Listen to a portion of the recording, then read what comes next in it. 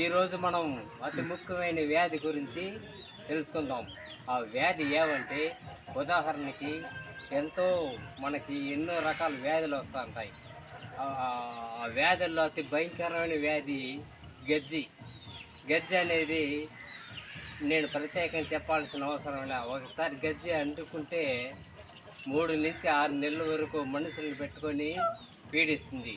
ఆ గజ్జి అనేది ఎక్కడ వస్తుందంటే నడుము మీద వస్తుంది, అంగం మీద, అంగం పక్కల్లో వస్తుంది.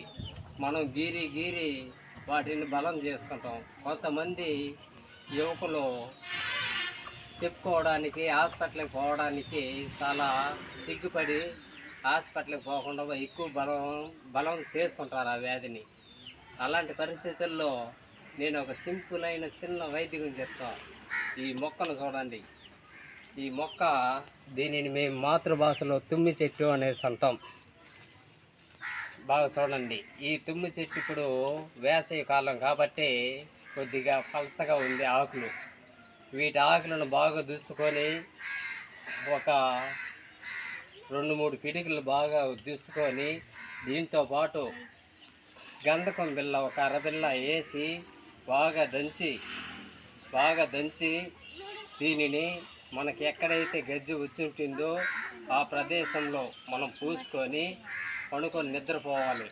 నిద్రపోయి మరుసటి రోజు తెల్లారితో స్నానం చేయాలి.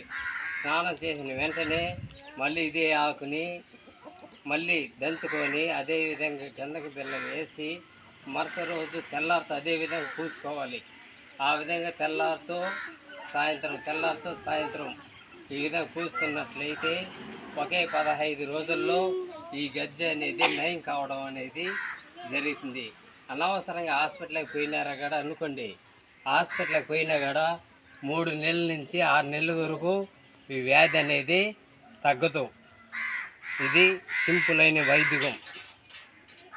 దీని పేరు తుమ్మి చెట్టు. తుమ్మి ఆకుతో పాటు వీటి అంతా వేయకూడదు.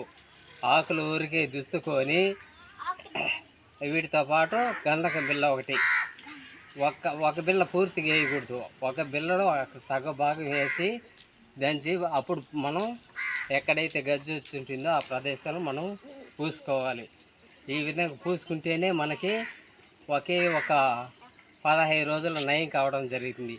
ఇలా కాదని మీరు హాస్పిటల్కి పోయినా కూడా ఒక 3 నెలల నుంచి 6 నెలల వరకు ఆ వ్యాధి అనేది నయం కాదు. నేను చెప్పింది చాలా సింపుల్ అయిన వైద్యం కాబట్టి మన ఛానల్ని ప్రతి ఒక్కరూ సబ్స్క్రైబ్ చేసుకోవాల్సిందిగా కోరి ప్రార్థిస్తున్నాను.